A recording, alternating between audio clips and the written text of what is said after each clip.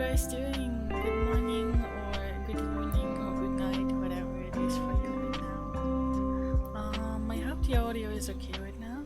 Actually, let me turn it down a little bit. Good morning, honey, or good night, honey. Hi, Carly. Nice to see you. Nice to see you. I hope you're doing well. I hope you're doing well. I hope you didn't get up too early, honey. Also,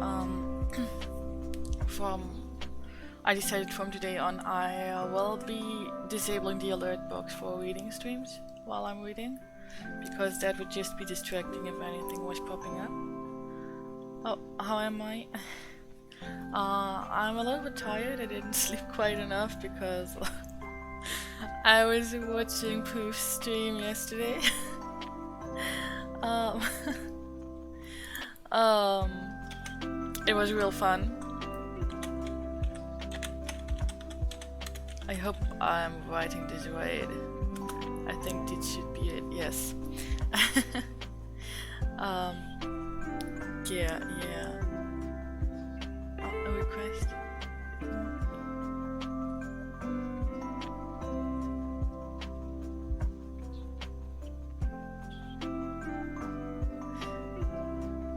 Yeah. Well, as I said, as of today, I will be turning off the alert box for reading streams. So don't worry if there's no alerts, and don't worry if you do want to do anything, or if anyone shows up there won't be any distraction. Okay, so how about a return of BGM and resume reading? We are still reading A Little Princess by well, you have the name of the author on screen. I can't say that. Oh, thank you for the heads up, Suki. I hope you can't hear the music anymore. Because music and reading don't go together well. And we have been reading the past 6 chapters already, so we will resume with chapter 7.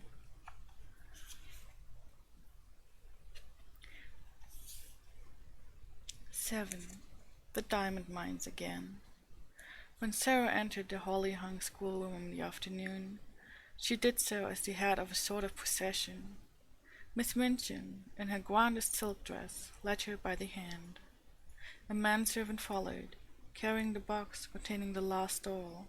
A housemaid carried a second box, and Becky brought up the rear, carrying a third and wearing a clean apron and a new cap.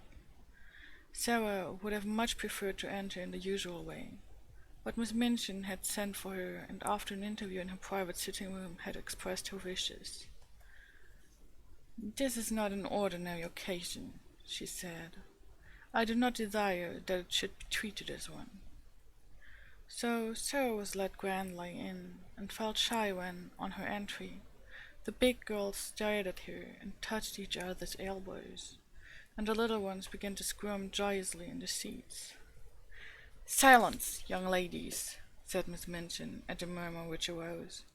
"James, place the box on the table and remove the lid. Emma, put yours upon a chair. Becky," suddenly and severely. Becky had quite forgotten herself in her excitement, and was grinning at Lottie, who was wriggling with rapturous expectation. She almost dropped her box, the disapproving voice so startled her, and her frightened, bobbing curtsy of apology was so funny that Lavinia and Jessie tittered. "It is not your place to look at the young ladies," said Miss Minchin. "You forget yourself. Put your box down." Becky obeyed with alarmed haste, and hastily backed toward the door. "You may leave us," Miss Minchin announced to the servants with a wave of her hand. Becky stepped aside respectfully to allow the superior servants to pass out first. She could not help casting a longing glance at the box on the table. Something made of blue satin was peeping from between the folds of tissue paper. "If you please, Miss Minchin," said Sarah suddenly. "Mayn't Becky stay?" It was a bold thing to do. Miss Minchin was betrayed into something like a slight jump. Then she put her eyeglasses up and gazed at her show pupil disturbedly. "Becky!" she exclaimed. "My dearest Sarah!" Sarah advanced a step toward her. "I want her because I know she will like to see the presents," she explained. "She's a little girl, too, you know." Miss Minchin was scandalized. She glanced from one figure to the other. "My dear Sarah," she said, "Becky is a scullery maid. Scullery maids, are not little girls." It really had not occurred to her to think of them in that light. Scullery maids were machines who carried coal scuttles and made fires. "But Becky is," said Sarah, "and I know she would enjoy herself. Please let her stay, because it's my birthday." Miss Minchin replied with much dignity, "As you asked it as a birthday favor, she may stay. Rebecca, thank Miss Sarah for her great kindness." Becky had been backing into the corner, twisting the hem of the apron in delighted suspense. She came forward, bobbing curtsies, but between Sarah's eyes and her own there passed a gleam of friendly understanding, while her words tumbled over each other. "Oh, if you please, miss, I'm that grateful, miss. I did want to see the doll, miss, that I did. Thank you, miss, and thank you, ma'am," turning and making an alarmed bob to Miss Minchin, "for letting me take the liberty." Miss Minchin waved her hand again. This time it was in the direction of the corner near the door. "Go and stand there," she commanded, "not too near the young ladies." Becky went to her place, grinning. She did not care where she was sent, so that she might have the luck of being inside the room, instead of being downstairs in the scullery, while these delights were going on. She did not even mind when Miss Minchin cleared her throat ominously and spoke again. "Now, young ladies, I have a few words to say to you," she announced. "She's going to make a speech," whispered one of the girls. "Wish it was over." Sarah felt rather uncomfortable. As this was her party, it was probable that the speech was about her. It is not agreeable to stand in a schoolroom and have a speech made about you. "You are aware, young ladies," the speech began, for it was a speech, "that dear Sarah is 11 years old today." "Dear Sarah," murmured Lavinia. "Several of you here have also been 11 years old, but Sarah's birthdays are rather different from other little girls' birthdays.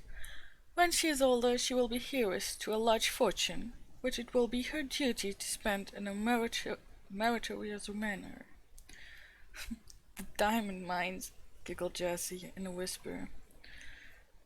Sarah did not hear her, but as she stood with her green-gray eyes fixed steadily on Miss Minchin, she felt herself growing rather hot. When Miss Minchin talked about money, she felt somehow that she always hated her. And, of course, it was disrespectful to hate grown-up people. "When her dear papa, Captain Crewe, brought her from India and gave her into my care," the speech proceeded, "he said to me in a jesting way, 'I am afraid she will be very rich, Miss Minchin.' My reply was, 'Her education at my seminary, Captain Crewe, shall be such as will adorn the largest fortune.' Sarah has become my most accomplished pupil. Her French and her dancing are a credit to the seminary. Her manners, which have caused you to call her Princess Sarah, are perfect. Her amiability she exhibits by giving you this afternoon's party. I hope you appreciate her generosity. I wish you to express your appreciation of it by saying aloud all together, 'Thank you, Sarah.'" The entire schoolroom rose to its feet, but it had done as it had done the morning Sarah remembered so well. "Thank you, Sarah," it said, and it must be confessed that Lottie jumped up and down. Sarah looked rather shy for a moment. She made a curtsy, and it was a very nice one. "Thank you," she said, "for coming to my party." "Very pretty indeed, Sarah," approved Miss Minchin. "That is what a real princess does when the populace applauds her. Lavinia," scathingly, "the sound you just made was extremely like a snort. If you are jealous of your fellow pupil, I beg you will express your feelings in some more ladylike manner. Now I will leave you to enjoy yourselves." The instant she had swept out of the room, the spell her presence always had upon them was broken. The door had scarcely closed before every seat was empty. The little girls jumped or tumbled out of theirs. The older ones wasted no time on deserting theirs. There was a rush toward the boxes. Sarah had bent over one of them with a delighted face. "These are books, I know," she said. The little children broke into a rueful murmur, and Ermengarde looked aghast. "Does your papa send you books for a birthday present?" she exclaimed. "Why, he's as bad as mine. Don't open them, Sarah." "I like them," Sarah laughed, but she turned to the biggest box. When she took out the last doll, it was so magnificent that the children uttered delighted groans of joy, and actually drew back to gaze at it in breathless rapture. "She is almost as big as Lottie," someone gasped. Lottie clapped her hands and danced about, giggling. "She's dressed for the theater," said Lavinia. "Her clothes is lined with ermine." "Oh," cried Ermengarde, darting forward, "she has an opera glass in her hand, a blue and gold one."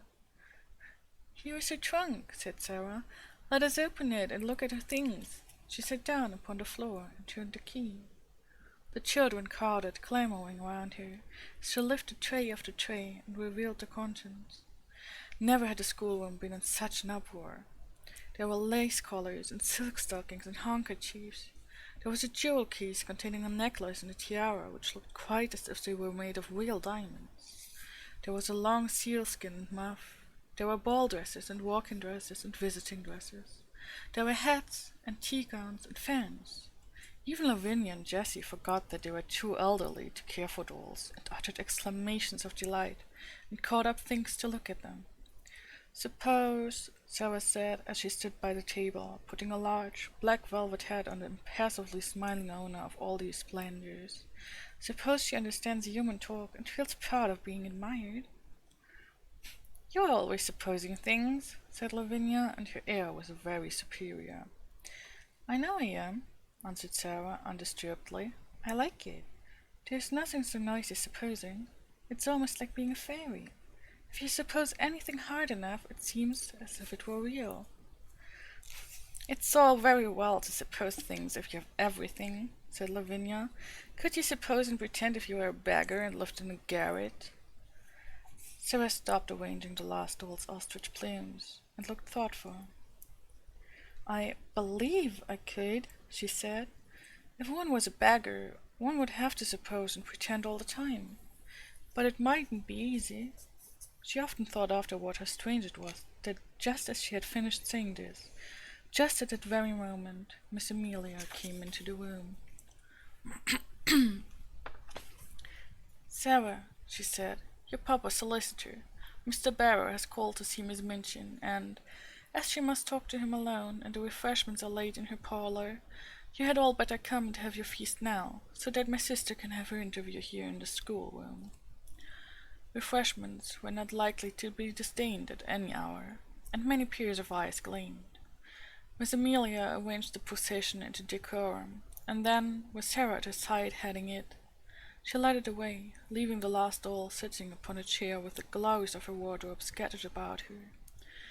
Dresses and coats hung upon chair backs, piles of lace-frilled petticoats lying upon their seats.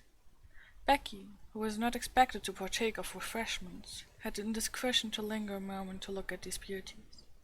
It really was an indiscretion. "Go back to your work, Becky," Miss Amelia had said, but she had stopped to pick up reverently first a muff and then a coat. While she stood looking at them adoringly, she heard Miss Minchin upon the threshold, and, being smitten with terror at the thought of being accused of taking liberties, she rashly darted under the table, which hid her by its tablecloth. Miss Minchin came into the room, accompanied by a sharp-featured, dry little gentleman, who looked rather disturbed.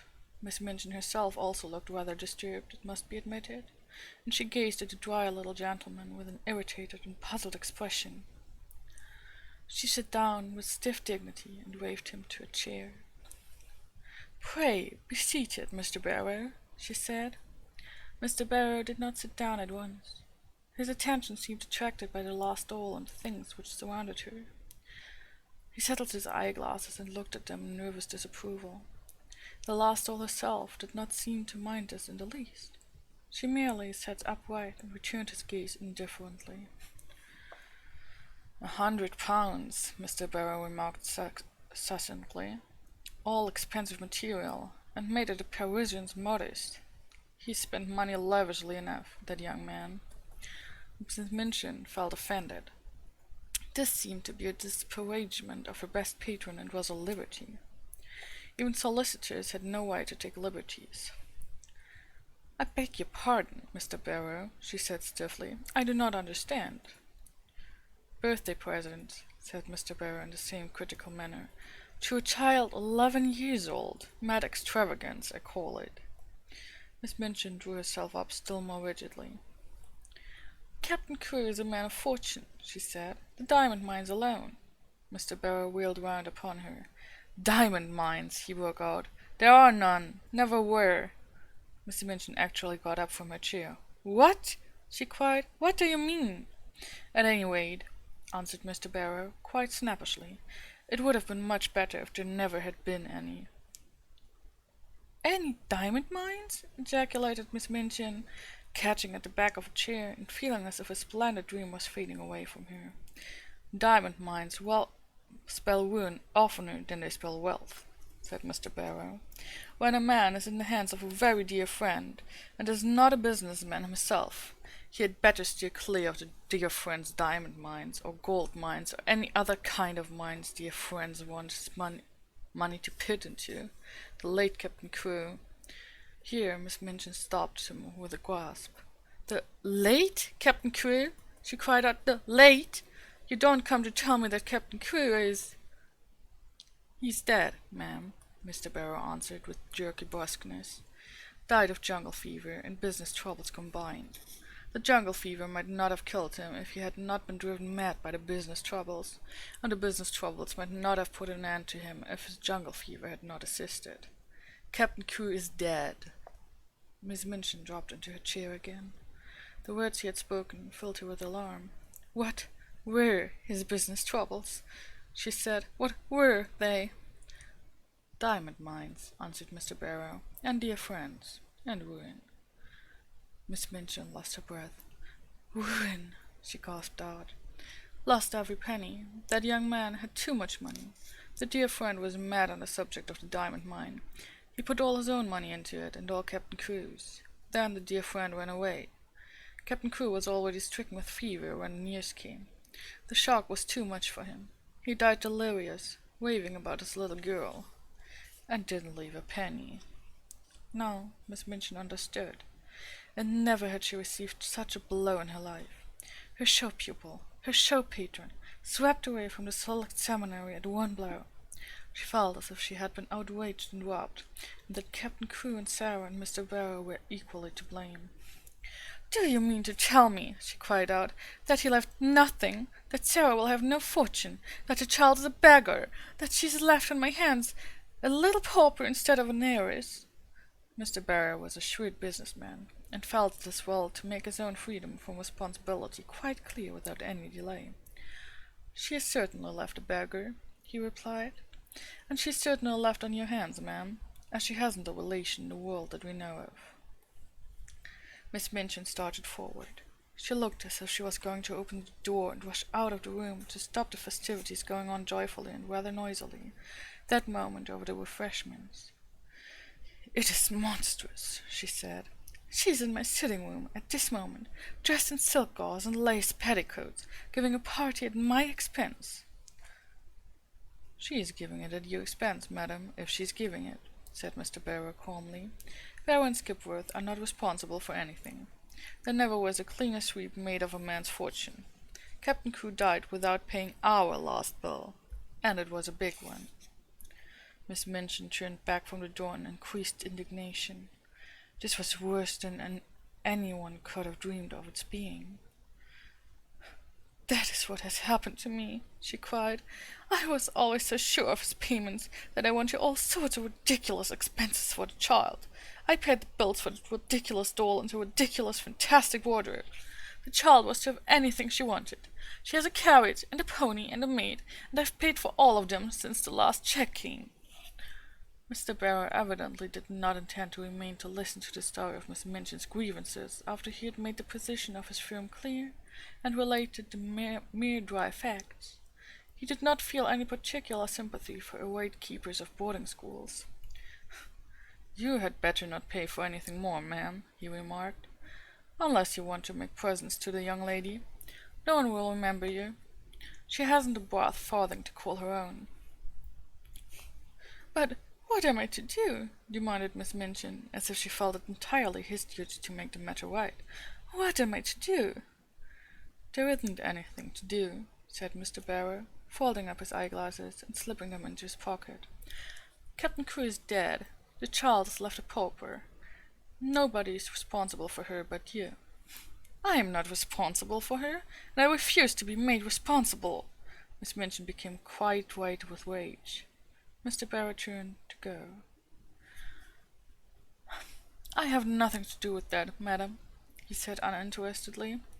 "Barrow and Skipworth are not responsible.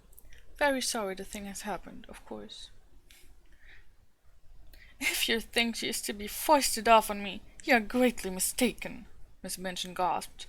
"I have been robbed and cheated. I will turn her into the street." If she had not been so furious, she would have been too discreet to say quite so much. She saw herself burned with an extravagantly brought-up child whom she had always resented, and she lost all self-control. Mr. Barrow undisturbedly moved toward the door. "I wouldn't do that, madam," he commented. "It wouldn't look well. Unpleasant story to get about in connection with the establishment. Pupil bundled out penniless and without friends." He was a clever businessman, and he knew what he was saying. He also knew that Miss Minchin was a businesswoman, and would be shrewd enough to see the truth. She could not afford to do a thing which would make people speak of her as a cruel and hard-hearted. "Better keep her and make use of her," he added. "She's a clever child, I believe. You can get a good deal out of her as she grows older." "I will get a good deal out of her before she grows older," exclaimed Miss Minchin. "I am sure you will, ma'am," said Mr. Barrow, with a little sinister smile. "I am sure you will. Good morning." He bowed himself out, closed the door, and it must be confessed that Miss Minchin stood for a few moments and glared at it. What he had said was quite true. She knew it. She had absolutely no redress. Her show pupil had melted into nothingness, leaving only a friendless, beggared little girl. Such money as she herself had advanced was lost and could not be regained. As she stood there, breathless under the sense of injury, there fell upon her ears a burst of gay voices from her own sacred room, which had actually been given up to the feast. She could at least stop this. But as she started toward the door, it was opened by Miss Amelia, who, when she caught sight of the changed, angry face, fell back a step in alarm. "What is the matter, sister?" she ejaculated. Miss Minchin's voice was almost fierce when she answered. "Where is Sarah Crewe?" Miss Amelia was bewildered. "Sarah," she stammered. "Why, she's with the children in your room, of course." "Has she a black frock in her sumptuous wardrobe?" In bitter irony. "A black frock?" Miss Amelia stammered again. "A black one." "She has frocks of every color. Has she a black one?" Miss Amelia began to turn pale. "No, yes," she said, "but it is too short for her. She has only the old black velvet, and she has outgrown it." "Go and tell her to take off that preposterous pink silk gauze, put the black one on, whether it is too short or not. She has done with finery." Then Miss Amelia began to wring her fat hands and cry. "Oh, sister," she sniffled. "Oh, sister, what can have happened?" Miss Minchin wasted no words. "Captain Crewe is dead," she said. "He has died without a penny. That spoiled, pampered, fanciful child is left a pauper on my hands." Miss Amelia sat down quite heavily in the nearest chair. "Hundreds of pounds have I spent on nonsense for her, and I shall never see a penny of it. Put a stop to this ridiculous party of hers. Go and make her change her frock at once." I, panted Miss Amelia. Must I go and tell her now? This moment, was the fierce answer. Don't sit staring like a goose. Go. Poor Miss Amelia was accustomed to being called a goose. She knew, in fact, that she was rather a goose, and that it was left to geese to do a great many disagreeable things. It was a somewhat embarrassing thing to go into the midst of a room full of delighted children and tell the giver of the feast that she had suddenly been transformed into a little beggar, and must go upstairs and put on an old black frock, which was too small for her. But the thing must be done. This was evidently not the time when questions might be asked. She rubbed her eyes with her handkerchief until they looked quite red, after which she got up and went out of the room, without venturing to say another word. When her older sister looked and spoke as she had done just now, the wisest course to pursue was to obey orders without any command. Miss Minchin walked across the room. She spoke to herself aloud, without knowing that she was doing it. During the last year, the story of the diamond mines had suggested all sorts of possibilities to her. Even proprietors of seminaries might make fortunes in stocks, with the aid of owners of mines. And now, instead of looking forward to gains, she was left to look back upon losses. The Princess Sarah, indeed, she said. The child has been pampered as if she were a queen. She was sweeping angrily past the corner table as she said it. The next moment she started at the sound of a loud, sobbing sniff which issued from under the cover. "What is that?" she exclaimed angrily. The loud, sobbing sniff was heard again. She stooped and raised the hanging folds of the table cover. "How dare you?" she cried out. "How dare you? Come out immediately!" It was poor Becky who called out, and her cap was knocked on one side, and her face was red with repressed crying. If you please, it's me, Mum," she explained. I know I hadn't ought to, but I was looking at the door, Mum, and I was frightened when you come in and slipped under the table." "You have been here all the time listening," said Miss Minchin. "No, Mum," Becky protested, bobbing curtsies. "Not listening. I thought I could slip out without you noticing, but I couldn't, and I had to stay. But I didn't listen, Mum. I wouldn't for nothing, but I couldn't help hearing." Suddenly it seemed almost as if she lost all fear of the awful lady before her. She burst into fresh tears. "Oh, please," she said, "I dare say you'll give me one, but I'm so sorry for poor Miss Sarah. I'm so sorry." "Leave the room," ordered Miss Minchin. Becky curtsied again, the tears openly streaming down her cheeks. "Yes, I will," she said, trembling. "But I just wanted to ask you, Miss Sarah, she's been such a rich young lady, and she's been waited on, and food, and what would she do now, without no maid? If please, would you let me wait on her after I've done my pots and kettles? I'd do them that quick, if you'd let me wait on her now she's poor." Breaking out afresh. "Poor little Miss Sarah, Mum. That was called the princess." Somehow she made Miss Minchin feel more angry than ever. That the very scullery maid should range herself on the side of this child, whom she realized more fully than ever that she had never liked, was too much. She actually stamped her foot. "No, certainly not," she said. "She will wait on herself, and on other people too. Leave the room this instant, or you'll leave your place." Becky threw her apron over her head and fled. She ran out of the room and down the steps into the scullery, and there she sat down among her pots and kettles and wept as if her heart would break. "It's exactly like the ones in the stories," she wailed. "Them poor princess ones that was drove into the world." Miss Minchin had never looked quite so still and hard as she did when Sarah came to her a few hours later, in response to a message she had sent her. Even by that time it seemed to Sarah as if the birthday party had either been a dream or a thing which had happened years ago. It had happened in the life of quite another little girl. Every sign of the festivities had been swept away. The holly had been removed from the schoolroom walls, and the forms and desks put back into their places. Miss Minchin's sitting room looked as it always did. All traces of the feast were gone, and Miss Minchin had resumed her usual dress. The pupils had been ordered to lay aside the party frocks, And this having been done, they had returned to the schoolroom and huddled together in groups, whispering and talking excitedly. "Tell Sarah to come to my room," Miss Minchin had said to her sister, "and explain to her clearly that I will have no crying or unpleasant scenes." "Sister," replied Miss Amelia, "she is the strangest child I ever saw. She has actually made no fuss at all. You remember she made none when Captain Crewe went back to India. When he told her what had happened, she just stood quite still and looked at me without making a sound. Her eyes seemed to get bigger and bigger, and she went quite pale.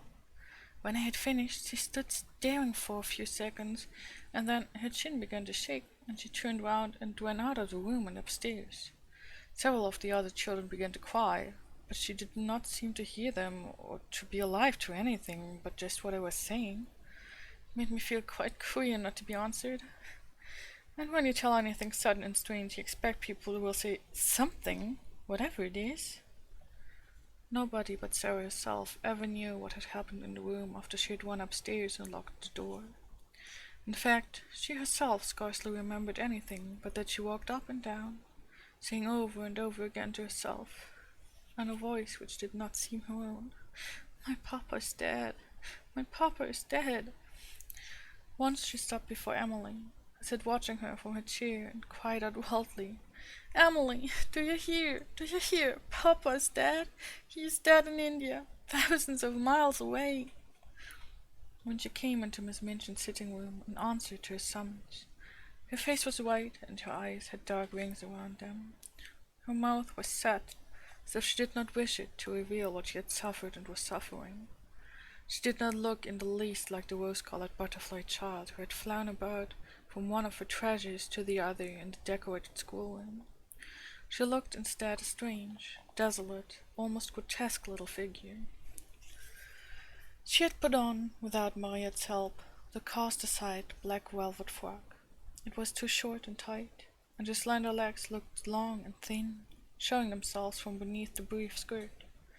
As she had not found a piece of black ribbon, her short, thick, black hair tumbled loosely about her face, and contrasted strongly with its pallor. She held Emily tightly in one arm, and Emily was swathed in a piece of black material. "Put down your doll," said Miss Minchin. "What do you mean by bringing her here?" "No," Sarah answered. "I will not put her down. She is all I have. My papa gave her to me." She had always made Miss Minchin feel secretly uncomfortable. She did so now. She did not speak with rudeness so much as with a cold steadiness, with which Miss Minchin felt it difficult to cope, perhaps because she knew she was doing a heartless and inhuman thing. "You will have no time for dolls in future," she said. "You will have to work and improve yourself and make yourself useful." Sarah kept her big, strange eyes fixed on her and said not a word. "Everything will be very different now," Miss Minchin went on.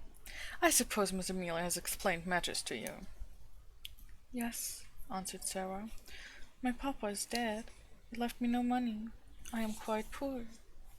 "You are a beggar," said Miss Minchin, her temper rising at the recollection of what all this meant. "It appears that you have no relations and no home and no one to take care of you." For a moment the thin, pale little face twitched, but Sarah again said nothing. "What are you staring at?"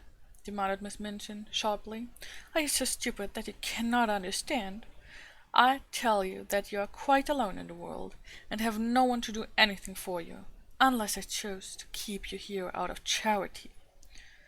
"I understand," answered Sarah in a low tone.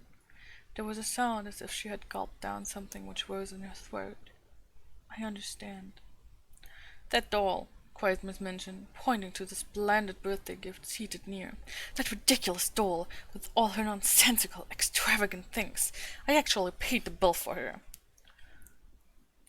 Sarah turned her head toward the chair. "The last doll," she said. "The last doll." Her little mournful voice had an odd sound. "The last doll, indeed," said Miss Minchin. "And she's mine, not yours. Everything you own is mine." "Please take it away from me, then," said Sarah. "I do not want it." If she had cried and sobbed and seemed frightened, Miss Minchin might almost have had more patience with her. She was a woman who liked to domineer and feel her power as she looked at Sarah's pale little steadfast face and heard her proud little voice. She quite felt as if her might was being set at naught. "Don't put on grand airs," she said. "The time for that sort of thing is past. You are not a princess any longer. Your carriage and your pony will be sent away. Your maid will be dismissed. You will wear your oldest and plainest clothes. Your extravagant ones are no longer suited to your station. You are like Becky. You must work for your living." To her surprise, a faint gleam of light came into the child's eyes, a shade of relief. "Can I work?" she said. "If I can work, it will not matter so much. What can I do?" "You can do anything you are told," was the answer. "You are a sharp child, and pick up things readily. If you make yourself useful, I may let you stay here. You speak French well, and you can help with the younger children." "May I?" exclaimed Sarah. "Oh, please let me. I know I can teach them. I like them, and they like me." "Don't talk nonsense about people liking you," said Miss Minchin. "You will have to do more than teach the little ones. You will run errands and help in the kitchen as well as the schoolroom. If you don't please me, you will be sent away. Remember that. Now go." Sarah stood still just a moment, looking at her. In her young soul she was thinking deep and strange things. Then she turned to leave the room. "Stop!" said Miss Minchin. "Don't you intend to thank me?" Sarah paused, and all the deep, strange thoughts surged up in her breast. "What for?" she said. "For my kindness to you," replied Miss Minchin. "For my kindness in giving you a home." Sarah made 2 or 3 steps toward her. Her thin little chest heaved up and down. She spoke in a strange, unchildishly fierce way. "You are not kind," she said. "You are not kind, and it is not a home." And she had turned and run out of the room before Miss Minchin could stop her or do anything but stare after her with stony anger. She went up the stairs slowly, but panting for breath, and she held Emily tightly against her side. "I wish she could talk," she said to herself. "If she could speak, if she could speak." She meant to go to her room and lie down on the tiger skin, with her cheek upon the great cat's head, and look into the fire and think and think and think. But just before she reached the landing, Miss Amelia came out of the door and closed it behind her, and stood before it, looking nervous and awkward. The truth was that she felt secretly ashamed of the thing she had been ordered to do. You're not to go in there," she said.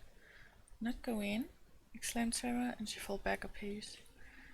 "That is not your room now," Miss Amelia answered, reddening a little. Somehow, all at once, Sarah understood. She realized that this was the beginning of the change Miss Minchin had spoken of. "Where is my room?" she asked, hoping very much that her voice did not shake. "You are to sleep in the attic, next to Becky." Sarah knew where it was. Becky had told her about it. She turned and mounted up 2 flights of stairs.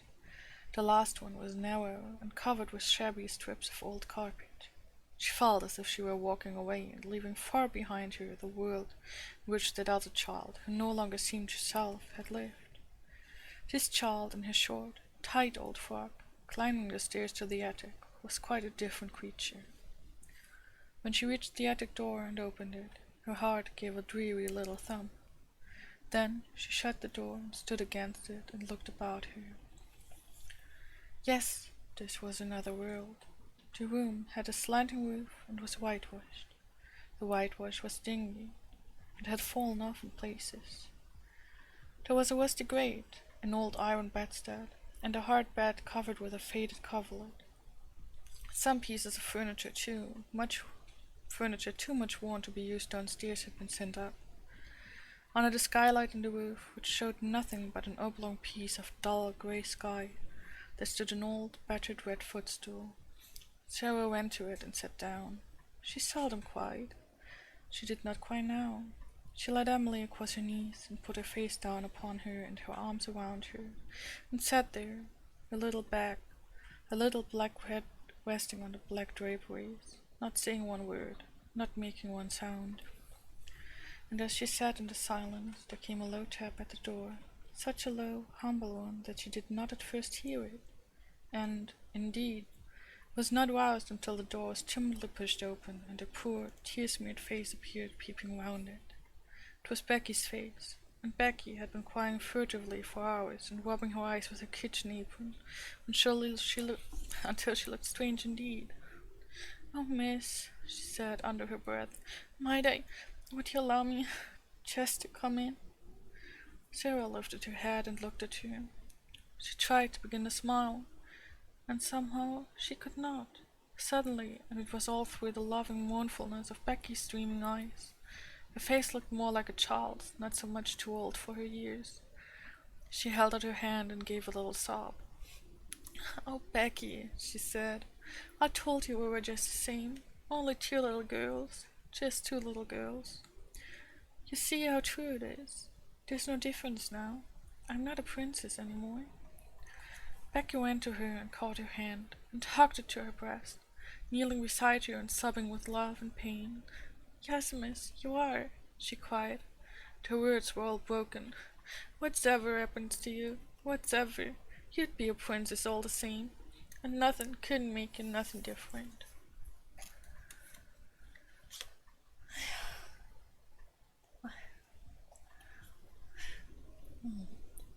So that was chapter 7.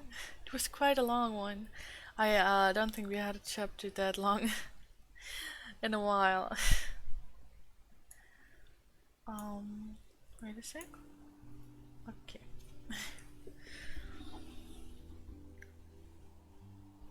Oh, hello Zero. I haven't seen you here before, I think. Oh, probably I did at some point. Um. Uh. Yeah, Shana, it's sad. It's the sad part of the story.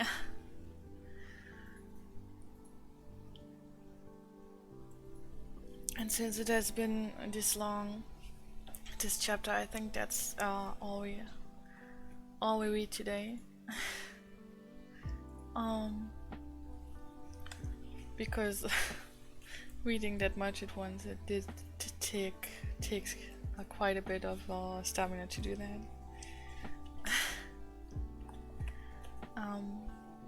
I'm sorry that it's just one chapter today, but I do kind of need to look out for myself as well. I hope you enjoyed it, and I hope you will come along next time as well, and that it helped you relax, start into your day or end your day well, or maybe it's something in between. Yes, sad chapter. Sad chapter. We'll see you next time. I am not quite sure when it will be. Probably next Monday. I hope everyone will have a good night or a good day, whatever it is. And we shall rate someone. I think we have rated Merlin before. She is doing art, so it should be quite relaxing. It shouldn't be too busy if it's just art. I hope to see you again soon. Next stream will be on Friday again with more Little Witch Nobita. Bye bye.